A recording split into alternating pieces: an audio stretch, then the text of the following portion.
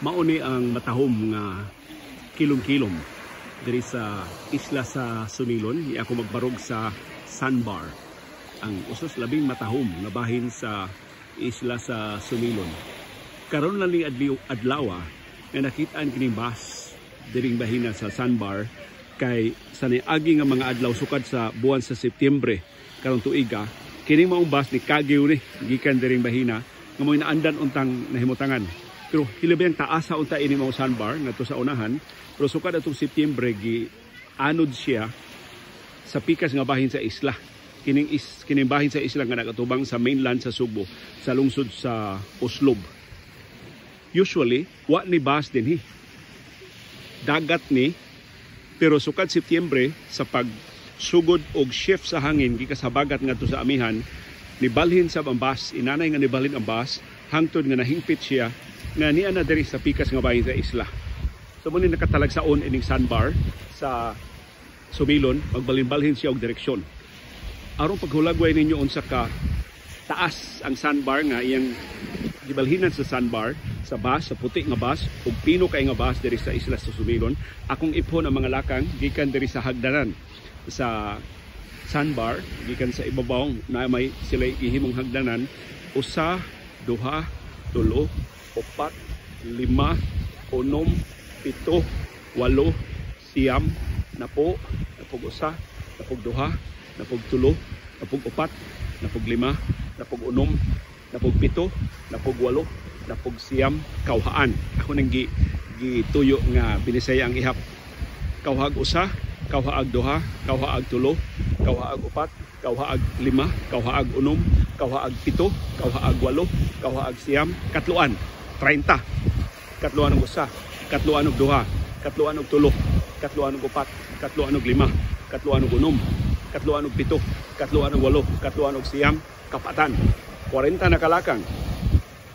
Kapatan og usa, kapatan og duha, kapatan og tulo, kapatan og upat, kapatan og lima, kapatan og unom, kapatan og pito, kapatan og walo, kapatan og siyam, kaliman. 50 na kalakang. Perting taasa. Kaliman og usa, kaliman og duha, kaliman og tulo, kaliman og upat, kaliman og lima, kaliman og unom, kaliman og pito, kaliman og walo, kaliman og siyam, kanuman. Sa 60 na kalakang. Tanawa unsa pa kataas ang nahibilin.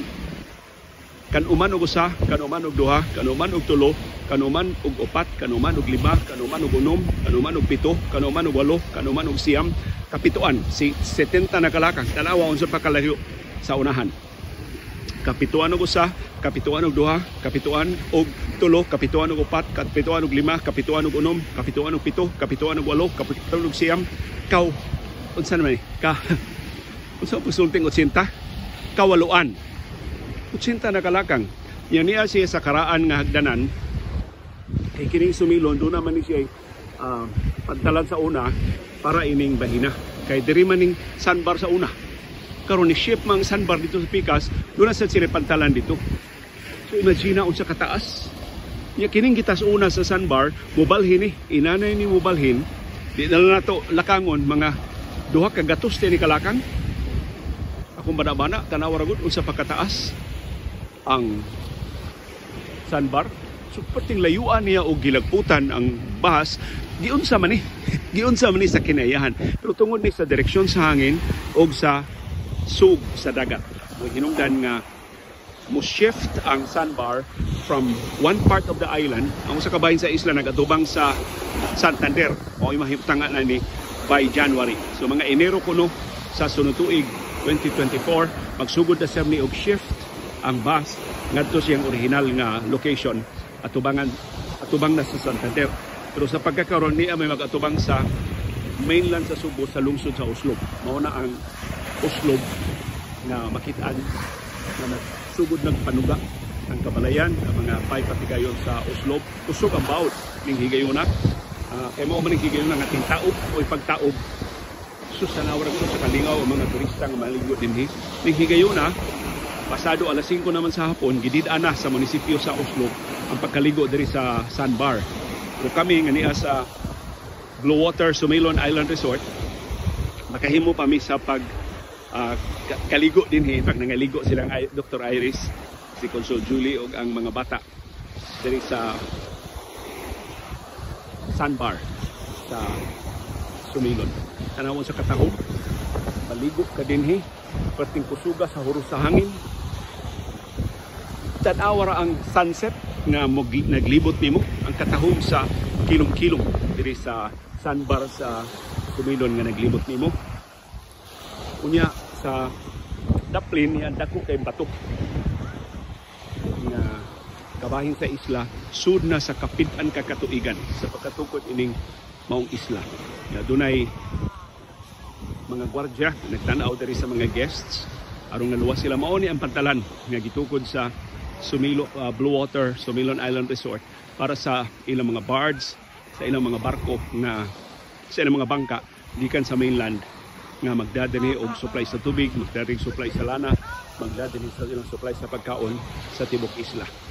Mao ni ang katahom sa sandbar sa Sumilon og ang talagsaon nakahimo niya talagsaon kamao siyang mulihok. Mao ri sandbar nga mulihok. Sa ato pasugod sa Enero, mao na ni katong gitas-una sa sandbar nga ato nakitaan ganina, mao na ni ang gitas-uno niya sa sandbar nga iyang balhinan. Inanay na siya nga ni shift.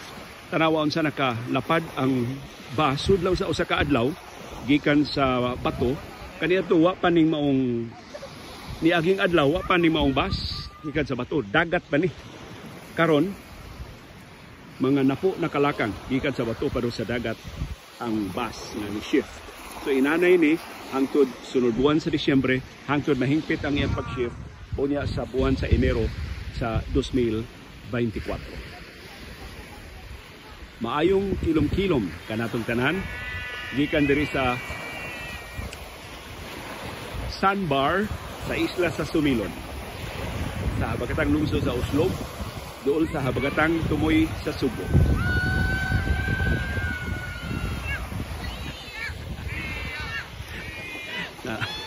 Na mga nangaligo. Sila mga nangaligo din.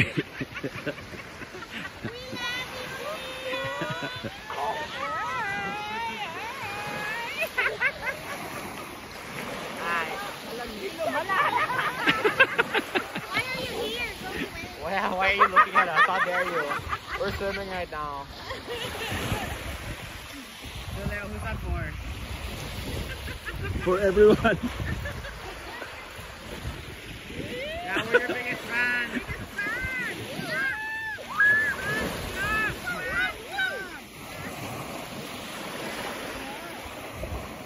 Apil sa naligo din ang future president sa Republic of the Philippines, si Joaquin Alegrado Vergara. O gagayang ninang nga si Dr. Iris. Daghang salamat sa inyong pagkiguban namo gikan diri sa sandbar sa Sumilon kini si Leo Lastimosa. Malipayong panihapon o malipayong kilom-kilom kanatong tanan.